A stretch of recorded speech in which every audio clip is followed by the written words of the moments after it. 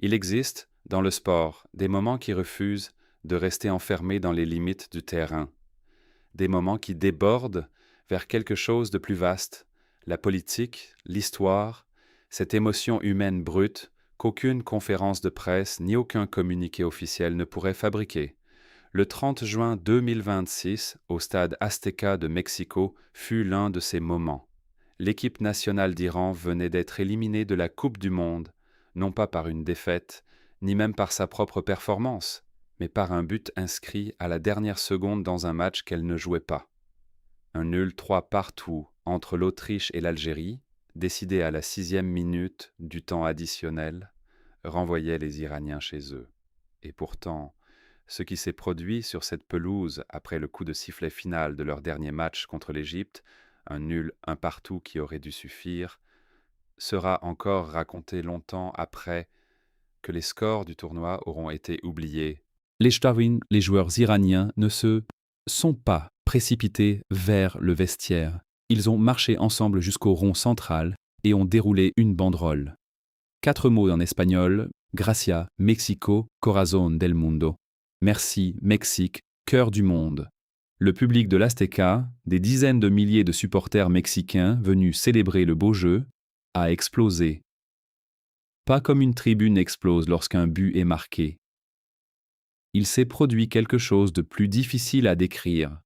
Quelque chose entre la gratitude et l'incrédulité devant une équipe adverse, éliminée, qui s'arrêtait pour dire merci au pire moment de sa vie sportive.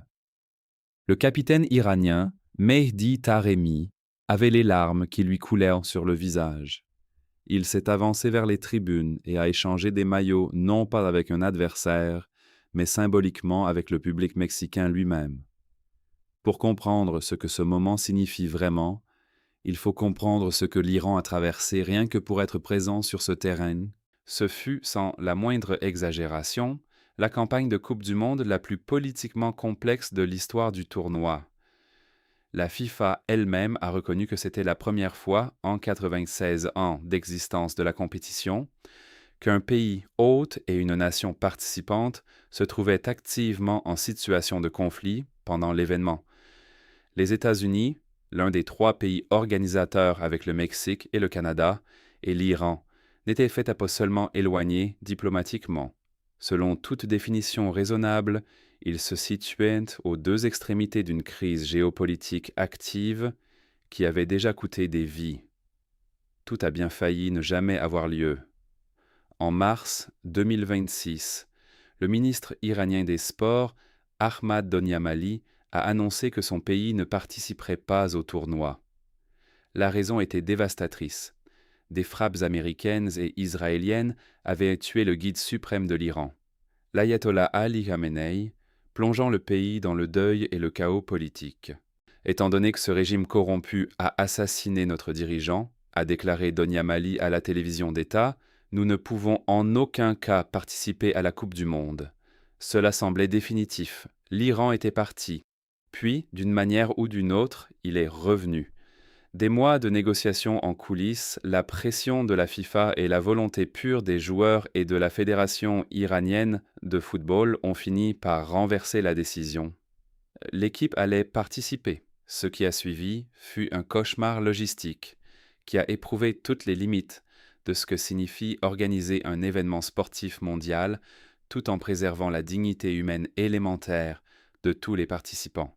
Les États-Unis ont refusé des visas à 15 membres de la Fédération iranienne de football, dont Mahdi Mohammad Nabi, qui avait encadré l'équipe nationale lors des Coupes du Monde 2018 en Russie et 2022 au Qatar.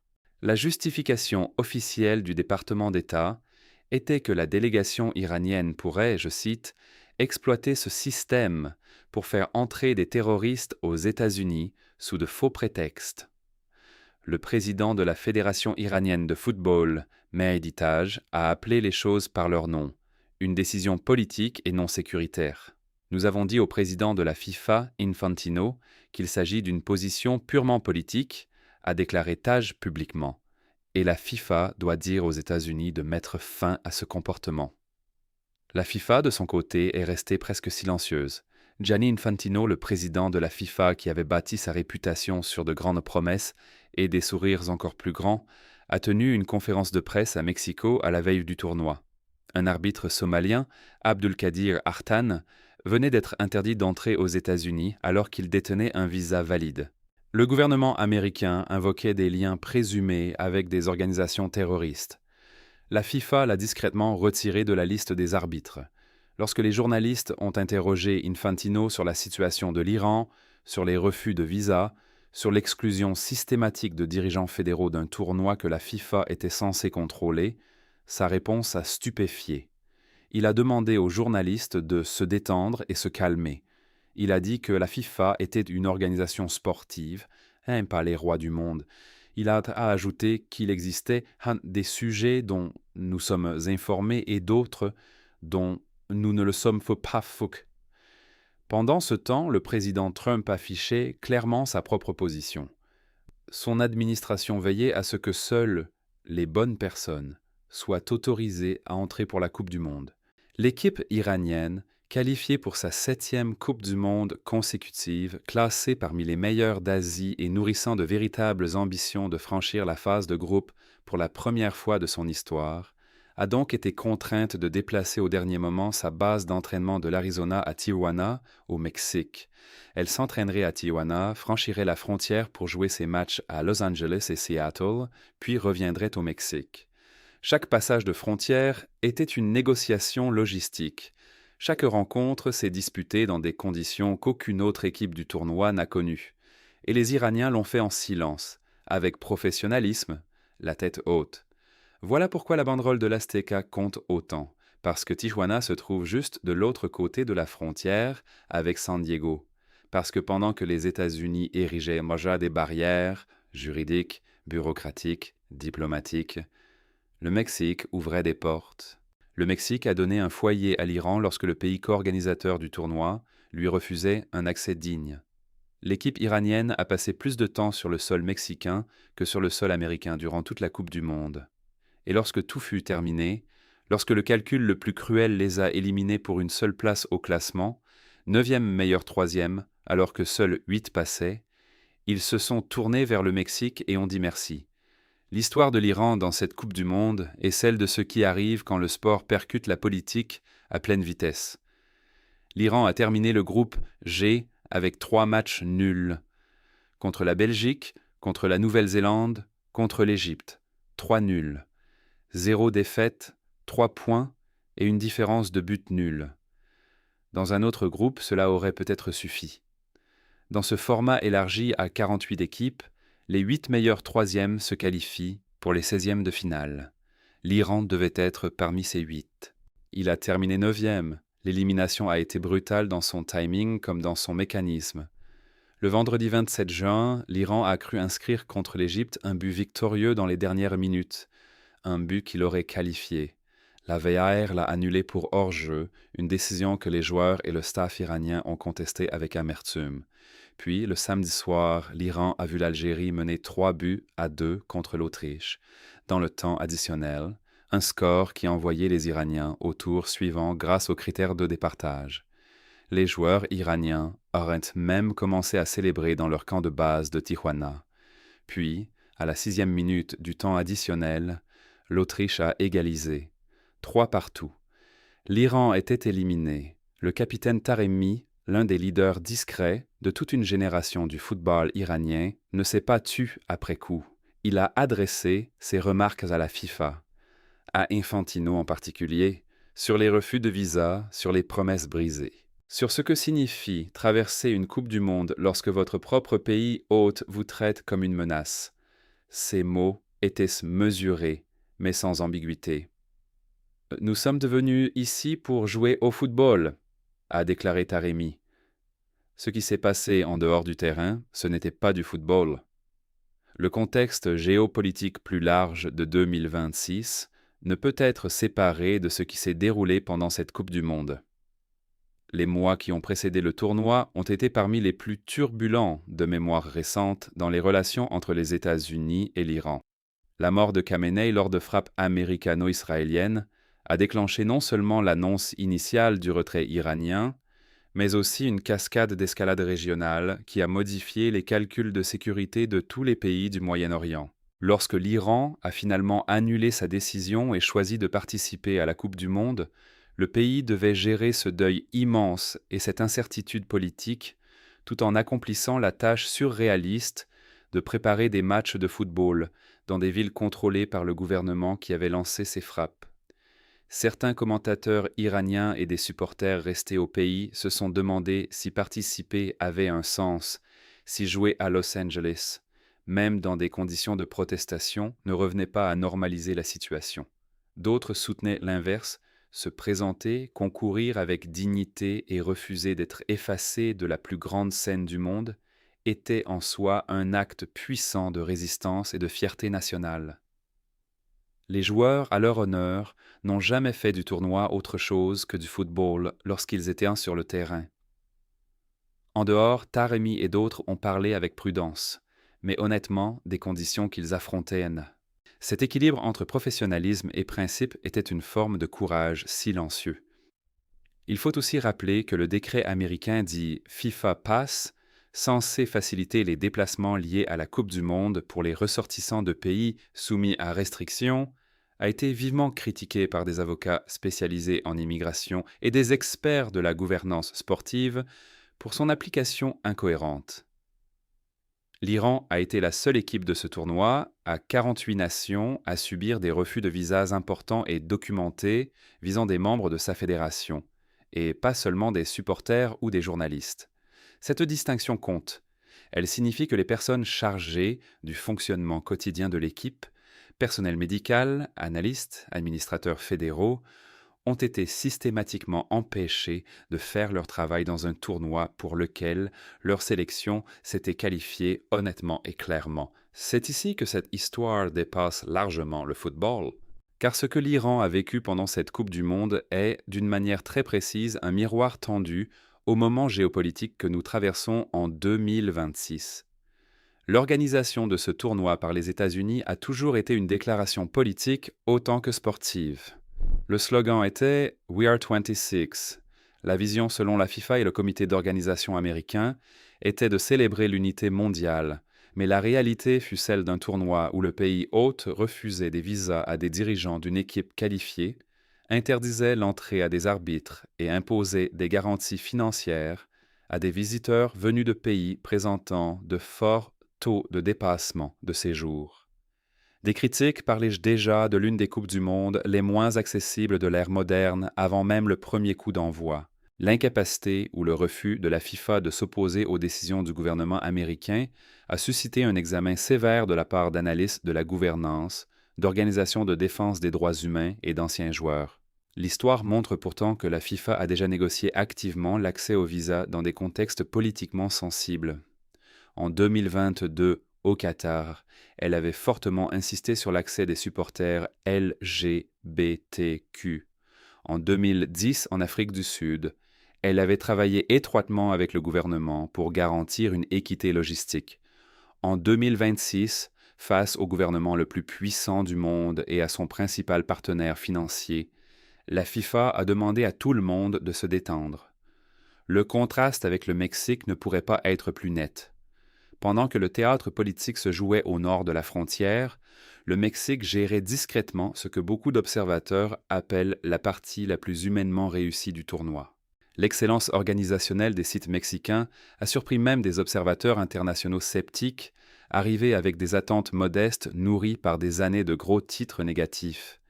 Les projets d'infrastructures lancés par le Mexique avant cette Coupe du Monde, rénovation des stades, réseaux de transport, dispositifs d'accueil, ont été livrés en avance et sous le type de surveillance que les grands événements sportifs mondiaux attirent inévitablement.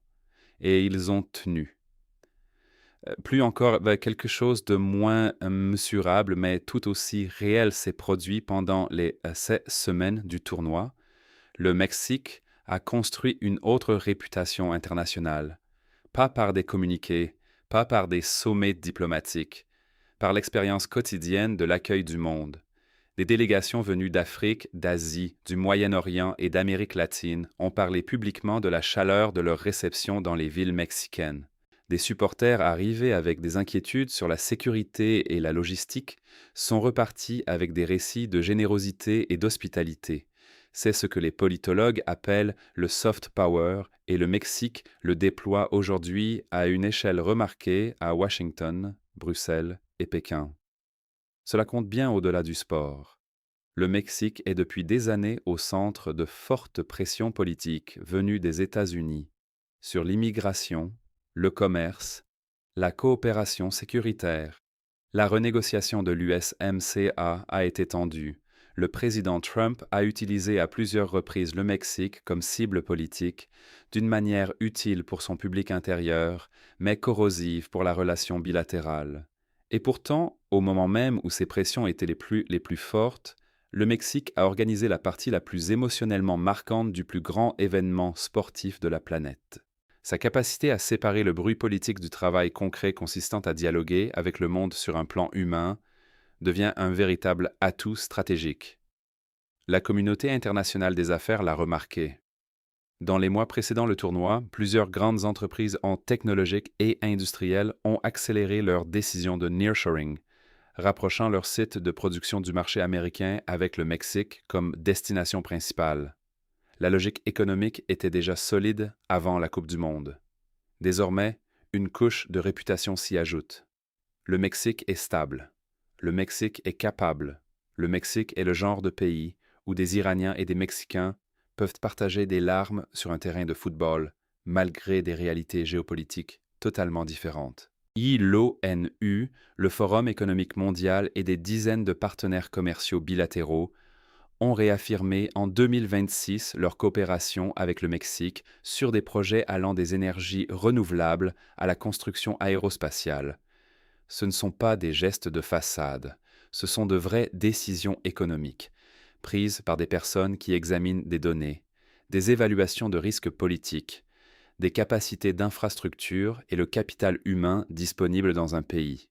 Les données pointent toujours dans la même direction, et cette Coupe du Monde, paradoxalement, a servi de démonstration en direct de la capacité organisationnelle du Mexique à l'échelle mondiale. Ce que la banderole de remerciements iranienne révèle aussi, peut-être sans le vouloir, c'est l'écart croissant entre ce que les grandes puissances disent et ce qu'elles font réellement lorsque le monde regarde.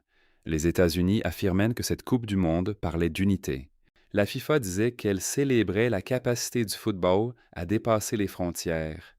L'Iran est arrivé prêt à jouer, s'est entraîné à Tijuana faute d'autres solutions, a traversé la frontière avec des délégations réduites pour chaque match, puis a vu un but de dernière seconde dans une rencontre entre d'autres équipes décider de son sort. Et malgré tout, au pire moment, les Iraniens ont trouvé en eux la force de remercier le pays qui les avait réellement traités avec dignité. Cet écart entre la rhétorique de l'unité et la pratique de l'exclusion est l'une des tensions majeures de notre moment politique mondial.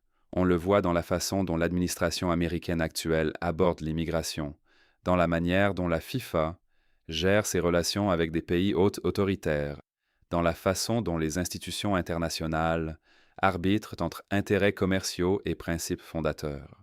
L'excellence calme et constante du Mexique pendant ce tournoi apporte une réponse à cette tension. Pas une réponse parfaite, pas une réponse complète, mais une réponse réelle. Il reste des questions à poser sur la suite. La Coupe du Monde s'achève le 19 juillet 2026 avec la finale au MetLife Stadium d'East Rutherford, dans le New Jersey. Quand les lumières s'éteindront et que le trophée sera soulevé, les questions politiques révélées par ce tournoi ne disparaîtront pas. L'Iran rentrera dans un pays qui continue de digérer un bouleversement interne profond. L'assassinat de Khamenei a déclenché une vague d'instabilité dont toutes les conséquences ne sont pas encore connues. La Fédération iranienne de football, après avoir traversé la campagne de Coupe du Monde la plus difficile de l'histoire, devra répondre à des questions sur l'avenir de son programme national et sur sa relation avec les institutions mondiales. La FIFA devra, elle aussi, rendre des comptes. L'image d'une organisation qui demande au monde de s'unir autour du football tout en haussant les épaules devant les refus de visa visant des dirigeants fédéraux n'est pas passée inaperçue. L'instance dirigeante est sous surveillance continue depuis l'ère des scandales de corruption de la décennie précédente, et chaque conférence de presse où Infantino dit aux journalistes de se détendre et se calmer pendant que des responsables qualifiés se voient ne refuser l'entrée, entame le peu de crédibilité que la FIFA a reconstruit depuis. Si le plus grand tournoi de l'histoire, aux revenus records issus des droits de diffusion et de la billetterie, ne peut pas garantir une dignité d'accès élémentaire à tous les participants, la question de savoir à quoi sert réellement la FIFA devient impossible à éviter. Et le Mexique, lui, continuera. Le pays qui, ces dernières années, a surtout été évoqué à travers le prisme des batailles politiques américaines, constamment présenté comme un problème à gérer plutôt que comme un partenaire à respecter, a utilisé ce moment pour écrire une autre histoire. Pas bruyamment, pas dans la confrontation, par la compétence, par l'hospitalité, par ce travail constant, peu spectaculaire et profondément impressionnant, qui consiste simplement à faire ce que l'on avait promis de faire lorsque le monde entier regarde. Le cycle économique nourri par cette construction de réputation est réel et mesurable. La confiance internationale attire l'investissement direct étranger. L'investissement produit de la croissance intérieure. La croissance renforce la position diplomatique, et une position diplomatique plus forte donne au Mexique une place aux tables où se dessinent le commerce, la sécurité, le climat et la technologie. Chaque maillon de ce cycle était visible pendant cette Coupe du Monde. Lorsque les joueurs iraniens se sont tenus au centre de l'Azteca avec leurs banderoles, ils ne faisaient pas une déclaration sur le football. Ils parlaient de quelque chose que les élites politiques des pays les plus puissants du monde peinent à garantir. Une décence humaine élémentaire à grande échelle. Ils disaient qu'ils l'avaient remarqué, que dans un tournoi défini par les accès refusés, les papiers rejetés et la cruauté bureaucratique maquillée en politique de sécurité, un pays s'était souvenu que ceux qui jouent les matchs sont avant tout des personnes. Mehdi Taremi, 34 ans, attaquant de l'Inter Milan, l'un des plus grands buteurs de sa génération, s'est tenu devant les supporters mexicains, dans un stade qui a accueilli plus d'histoires de Coupe du Monde que presque n'importe quelle enceinte sur Terre, et il a pleuré, pas parce que son équipe avait perdu. Elle n'avait pas perdu. Elle avait fait match nul. 3 fois. Nul contre la Belgique, nul contre la Nouvelle-Zélande, nul contre l'Égypte, et elle a été éliminée malgré tout par des calculs sur lesquels elle n'avait aucun pouvoir. Il a pleuré parce qu'après tout, les batailles de visa, le déplacement à Tijuana, la pression politique, la mort de leur guide suprême transformant tout ce voyage en quelque chose qui semblait à peine possible, quelqu'un avait été bienveillant avec eux. Et en 2026, cela suffit à faire pleurer des hommes adultes à la télévision internationale. Le monde regarde désormais le Mexique autrement, ce n'est pas un détail. À long terme, c'est exactement le type de dividende de soft power qui façonne des alliances, attire des investissements et construit cette confiance internationale que les communiqués et les séances photos ne fabriquent jamais. Le match s'est terminé. La banderole s'est levée, la foule a rugi. Et quelque part dans l'écart entre le monde politique qui a tenté de faire de ce tournoi une histoire de peur et de division, et le monde humain qui a répondu par des larmes et de la gratitude, quelque chose qui mérite attention s'est produit. L'Iran m'a trouvé un foyer au Mexique au pire moment possible. Et le Mexique, sans faire de discours, a prouvé que l'hospitalité est une stratégie géopolitique à part entière, et qu'en ce moment, elle fonctionne.